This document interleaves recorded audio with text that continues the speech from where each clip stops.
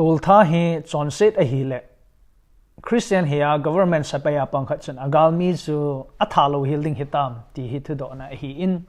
don na in nei de win ki dei sa win he Matthew bunga chang som li le li sung ju simal apakai Jesu Christa amate in hitin asain na mel ma tel chungai lu uwin ati ne he thilbai wang hilo ahin la a hi thei thil pakai Jesu Christa in ta san cha te zuidinga sei do he hi chu do ki hlana thu do hum ping no chu Christian khat here government Sepai panga ahilawa le gamla nam hu na dinga panla kha chon agalmi chu don lo hel atha dinga hu ho jong chu akimo tha sa jing chu pakai su thu sei abulit na ham tia jong ki do the Jesu thu sei cha ngai a hile agalmi chu athalou ding ti na hi angai lu jo ding ti na hi ahin la dan la mol chu achepi anato dingkin akitip na lamkai hom sanga akitip na dan masanga kitip na su bulit dinga hi ala agalmi chu adau dala ahi mo jong le ale thu ding ti pa hi ahi en he jiten ki ka la ki din te na thumun he don bu na in nei de win ki de sa win he hi chi thu do don bu he bailam cha don bu the hi in wat san an ki tip na lu ya chun mo si dan thu pi exodus bung som ni chang som thum chu sima hi la tol na thalo ding hi ki ti en he hi chi muna ki sei hi tol na thalo ding hi te apakai pathinin Israel sa te anapi chu galmuna na galmi te chu na thalo ding hi ti na jong a hi de po chu ke jong le heading khat chu koi hi la mi mal han la officer han la alam kai han la anung zui hi la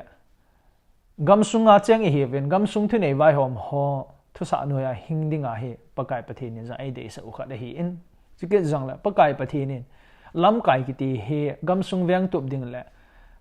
ipilam pang hela dan la mol su tup ding la veng tup dinga mi pi te ho he zalenta a hin theina ding wa mi pi te ho ven bit ding la mi pi te ho hin kho ki tup na dinga he aman dan la mol he mi hem te mangcha ana sep do jang tampi o mi ne he ta je ta bang thum na wa he imo po na mi hem ten imo po na la pathin thu pi he ilep ka wa adi pa he ikithan zo de win ikide sa win he wat san an hi chi thu do ta ke zu ya hen iki do nom be ki do chi ham ti in Indian Sepai ke bang chu ka pong tai tiu hi te agalmi galgu bol ho chu akom wa hu han la amon a de bol han la pakai su Krista in nagalmi te ho na ngai lu diu he tin ki mo do jing han la a hin kho mo to jing la he jong chu di lo he chu sanga chu ama cha mingol ki te ding a he a hi thei chana Christian khat chun I het diwa ikide sa usip ham tel hoi lai mun hi jong la boina la ha sa na mun a hi ting la alang to ye la igalmi han lang ki han la akoi che hi tele a hi thei chana cham na le lungmon na om na dinga pan ila de hi in I ham ta cham na le lungmon na pan ila thei chanwa ila owa hi chi cham na le lungmon na chu igalmi te ho cha a de lo bang a hi ta a le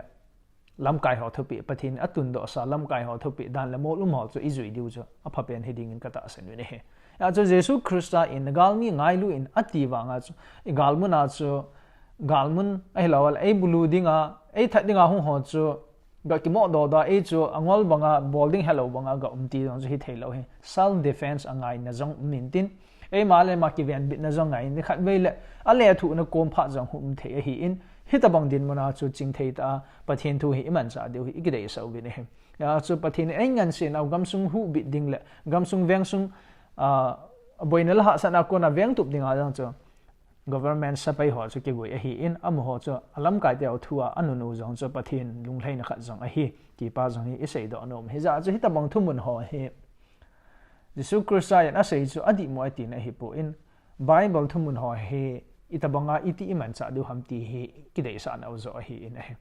cha ngai zo se pathin ne phathe e bo pi han lang thudi thu tai he do na han lang hin kho ki lam hil na iman za de hi kidei sa na le itaw na u hi